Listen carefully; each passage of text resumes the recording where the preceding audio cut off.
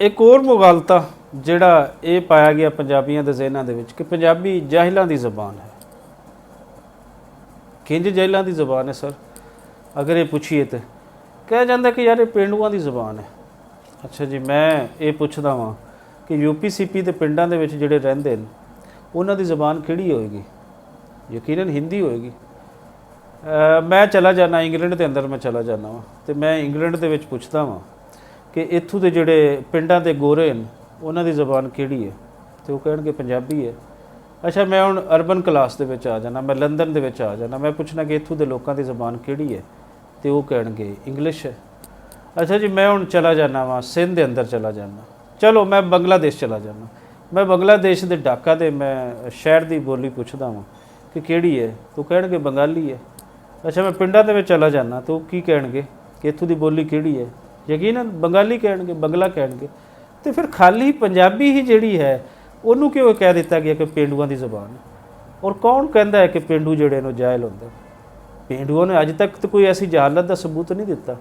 ਜਹਾਲਤ ਦਾ ਸਬੂਤ ਤਾਂ ਜਿਤਨਾ ਪੇਂਡੂਆਂ ਵੱਲੋਂ ਆ ਰਹੀ ਹੈ ਉਤਨਾ ਹੀ ਅਰਬਨ ਕਲਾਸ ਵੱਲੋਂ ਆ ਰਹੀ ਹੈ। ਔਰ ਪਿੰਡ ਦੇ ਜਿਹੜੇ ਲੋਕ ਹੁੰਦੇ ਹਨ ਉਹਨਾਂ ਦੀ ਤਹਿਜ਼ੀਬ ਹੀ ਜਿਹੜੀ ਹੁੰਦੀ ਹੈ ਉਹੀ ਅਸਲ ਸਿਵਲਾਈਜੇਸ਼ਨ ਹੁੰਦੀ ਹੈ। ਹੁਣ ਪੰਜਾਬ ਦੇ ਅੰਦਰ ਅਸੀਂ ਦੇਖੀਏ ਤਾਂ ਅੱਜ ਵੀ ਜਿਹੜਾ ਫੋਕ ਸੰਭਾਲਿਆ ਹੋਇਆ, ਜਿਸ ਫੋਕ ਦੇ ਅੰਦਰ ਇਤਨੀ ਇਲਮ, ਹਿਕਮਤ ਅਤੇ ਦਾਨਿਸ਼ ਹੈ, ਉਹ ਕੌਣ ਸੰਭਾਲ ਕੇ ਬੈਠੇ ਨੇ? ਉਹ ਤਾਂ ਪਿੰਡਾਂ ਦੇ ਲੋਕ ਬੈਠੇ ਨੇ। ਸੋ ਜਿਹੜੇ ਇੱਕ ਵੱਡੀ ਇਤਿਹਾਸ ਨੂੰ ਸੰਭਾਲ ਕੇ ਬੈਠੇ ਨੇ, ਇੱਕ ਵੱਡੇ ਫੋਕ ਵਿਜ਼ਡਮ ਨੂੰ ਸੰਭਾਲ ਕੇ ਬੈਠੇ ਨੇ, ਉਹ ਜਾਹਿਲ ਕਿਵੇਂ ਹੋਗਾ? ਫਿਰ ਇਹ ਪਿੰਡਾਂ ਵਾਲੇ ਹੀ ਹਨ ਜਿਹੜੇ ਕੋ ਤੁਹਾਨੂੰ ਪ੍ਰੋਡਿਊਸ ਕਰਕੇ ਦੇ ਰਹੇ ਨੇ। ਜਾਹਿਲ ਤਾਂ ਕੋਈ ਪ੍ਰੋਡਿਊਸ ਨਹੀਂ ਕਰਕੇ ਦਿੰਦੇ, ਜਾਹਿਲ ਤਾਂ ਖੇਤੀਆਂ ਬਰਬਾਦ ਕਰਦੇ ਨੇ, ਲੇਕਿਨ ਇਹ ਪਿੰਡਾਂ ਵਾਲੇ ਤਾਂ ਤੁਹਾਨੂੰ ਆਬਾਦ ਕਰਕੇ ਦੇ ਰਹੇ ਨੇ। ਇਹ ਸ਼ਹਿਰ ਜਿਹੜੇ ਹਨ ਕਿਹੜੀਆਂ ਬੁਨਿਆਦਾਂ 'ਤੇ ਆਬਾਦ ਹੋ ਰਹੇ ਨੇ? ਸ਼ਹਿਰਾਂ ਦੇ ਲੋਕ, ਜਿਹੜੀ ਅਰਬਨ ਕਲਾਸ ਹੈ, ਉਹ ਸਕੂਨ ਦੇ ਨਾਲ ਸ਼ਹਿਰਾਂ ਦੇ ਵਿੱਚ ਬਹਿ ਕੇ ਖਾਂਦੀ ਹੈ। ਇਹ ਉਗਾਉਣ ਵਾਲੇ ਕੌਣ ਹਨ? ਇਹ ਪਿੰਡਾਂ ਵਾਲੇ ਹੀ ਹਨ। ਸੋ ਪਿੰਡਾਂ ਵਾਲਿਆਂ ਦੇ ਖਿਲਾਫ ਇਤਨੀ ਨਫ਼ਰਤ ਕਿ ਜਿਹੜੀ ਉਹ ਪਿੰਡਾਂ ਵਾਲੇ ਬੋਲੀ ਬੋਲਦੇ ਹਨ ਉਸ ਕਰਕੇ ਜਾਹਿਲ ਹੋਏਗੀ। ਅਤੇ ਪੂਰੀ ਦੁਨੀਆ ਦੀਆਂ ਜਿਹੜੀਆਂ ਜ਼ਬਾਨਾਂ ਹਨ ਉਹ ਵੀ ਤਾਂ ਪਿੰਡਾਂ ਵਾਲੇ ਬੋਲਦੇ, ਉਹਨਾਂ ਨੂੰ ਜਾਹਿਲ ਕਿਉਂ ਨਹੀਂ ਕਿਹਾ ਜਾਂਦਾ? ਸੋ ਇਸ ਮੁਗਾਲਤੇ ਦੇ ਅੰਦਰ ਵੀ ਇੱਕ ਅਸੀਂ ਨਾ ਪਾਣੀ ਦੇ ਉੱਪਰ ਦੀਆਂ ਚੀਜ਼ਾਂ ਹਮੇਸ਼ਾ ਜਿਹੜੀਆਂ ਹਨ ਨਾ ਇੱਥੋਂ ਕਿਉਂਕਿ ਜਾਹਿਲ ਰੱਖਿਆ ਗਿਆ ਓਵਰਆਲ ਪੰਜਾਬ ਦੇ ਸਮਾਜ ਨੂੰ, ਪੰਜਾਬੀ ਸਮਾਜ ਨੂੰ, ਔਰ ਇੱਕ ਲੈਵਲ ਤੱਕ ਇਹਨਾਂ ਦਾ ਜਿਹੜਾ ਹੈ ਨਾ ਕਿ ਸੋਚ ਸਮਝ ਜੋ ਖਤਮ ਕੀਤੀ ਗਈ। ਸੋ ਜੋ ਉੱਪਰ ਹੁੰਦਾ ਹੈ ਉਹੀ ਨਜ਼ਰ ਆਉਂਦਾ ਹੈ। ਹੁਣ ਜਦੋਂ ਇਹ ਕਿਹਾ ਜਾਂਦਾ ਹੈ ਕਿ ਪੰਜਾਬੀ ਜਾਹਿਲਾਂ ਦੀ ਜ਼ਬਾਨ ਹੈ, ਪੰਜਾਬੀ ਪੇਂਡੂਆਂ ਦੀ ਜ਼ਬਾਨ ਹੈ, ਅਤੇ ਕਿਸੇ ਨੂੰ ਤੌਫੀਕ ਹੀ ਨਹੀਂ ਹੋਈ ਕਿ ਯਾਰ ਇਹਨੂੰ ਕੋਈ ਥੋੜ੍ਹਾ ਜਿਹਾ ਖੋਲ੍ਹ ਕੇ ਦੇਖ ਹੀ ਲਵੀਏ ਅਤੇ ਥੱਲੇ ਤੇ ਕੀ ਹੈ, ਅਸਲ ਹਕੀਕਤ ਕੀ ਹੈ, ਉਸ ਨੂੰ ਵੀ ਅਸੀਂ ਪਾ ਲਈਏ। ਨਾ ਇਹਦੇ 'ਤੇ ਕੋਈ ਡਿਬੇਟਸ ਹੁੰਦੀਆਂ ਨੇ, ਨਾ ਇਹਦੇ 'ਤੇ ਕੋਈ ਕਾਨਫਰੰਸਿਸ ਹੁੰਦੀਆਂ ਨੇ। ਸੋ ਇਹਨੂੰ ਖੋਲ੍ਹਣ ਦੀ ਹੁਣ ਲੋੜ ਹੈ।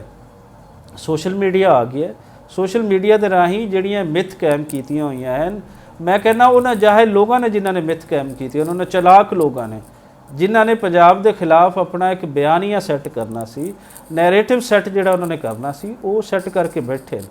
ਲੇਕਿਨ ਹੁਣ ਪੰਜਾਬੀਆਂ ਨੂੰ ਤੌਫੀਕ ਹੋਣੀ ਚਾਹੀਦੀ ਹੈ ਕਿ ਉਹਨਾਂ ਦੀ ਹਰ ਗੱਲ ਦਾ ਜਵਾਬ ਦੇਣ ਔਰ ਇੰਟਰਨੈਸ਼ਨਲੀ ਦੇਖ ਕੇ ਉਸ ਦਾ ਜਵਾਬ ਦੇਣ। ਇਹ ਨਹੀਂ ਹੈ ਕਿ ਪੰਜਾਬੀ ਹੁਣ ਮੈਨੂੰ ਪੰਜਾਬੀ ਦੇ ਨਾਲ ਪਿਆਰ ਹੈ ਅਤੇ ਮੈਂ ਆਪਣੇ ਲਾਜੀਕਲੀ ਮੇਰੇ ਕੋਲ ਲਾਜਿਕ ਨਹੀਂ ਹੋਏਗੀ ਔਰ ਮੈਂ ਕਹਾਂਗਾ ਕਿ ਹਾਂ ਮੈਨੂੰ ਉਸ ਦੇ ਨਾਲ ਪਿਆਰ ਹੈ। ਮੈਨੂੰ ਪਿਆਰ ਹੈ, ਮੈਂ ਬਗੈਰ ਕਿਸੇ ਲਾਜਿਕ ਦੇ ਆਪਣੇ ਪੰਜਾਬ ਦੇ ਨਾਲ ਮੁਹੱਬਤ ਕਰਨਾ, ਮੈਂ ਪੰਜਾਬੀ ਦੇ ਨਾਲ ਮੁਹੱਬਤ ਕਰਨਾ, ਇਹ ਮੇਰਾ ਫਿਤਰੀ ਅਮਲ ਹੈ। ਲੇਕਿਨ ਉਹਦੇ ਬਾਵਜੂਦ ਜਦੋਂ ਮੈਂ ਕਿਸੇ ਨਾਲ ਡਾਇਲਾਗ ਕਰ ਰਿਹਾ ਹੋਵਾਂਗਾ ਤਾਂ ਫਿਰ ਮੈਨੂੰ ਲਾਜਿਕ ਲੱਭਣੀ ਪਏਗੀ। ਸੋ ਲਾਜਿਕ ਇਹ ਹੈ ਕਿ ਪੂਰੀ ਦੁਨੀਆ ਦੇ ਅੰਦਰ ਜਿਹੜੀ ਪ੍ਰੈਕਟਿਸ ਹੋ ਰਹੀ ਹੈ ਉਹ ਪੰਜਾਬ ਦੇ ਅੰਦਰ ਆ ਕੇ ਕਿਉਂ ਅਚਾਨਕ ਬਦਲ ਜਾਂਦੀ ਹੈ? ਕੀ ਇੱਥੇ ਐਸੀ ਜ਼ੇਨ ਸਾਜ਼ੀ ਹੈ? ਕੀ ਇੱਥੇ ਐਸਾ ਅਜ਼ਾਬ ਹੈ? ਕੀ ਇੱਥੇ ਐਸੀ ਫਿਜ਼ਾ ਜਿਹੜੀ ਉਹ ਕ੍ਰੀਏਟ ਕਰ ਦਿੱਤੀ ਗਈ ਹੈ ਕਿ ਉਹ ਸਾਰਾ ਕੁਝ ਬਦਲ ਕੇ ਰਹਿ ਜਾਂਦਾ ਹੈ?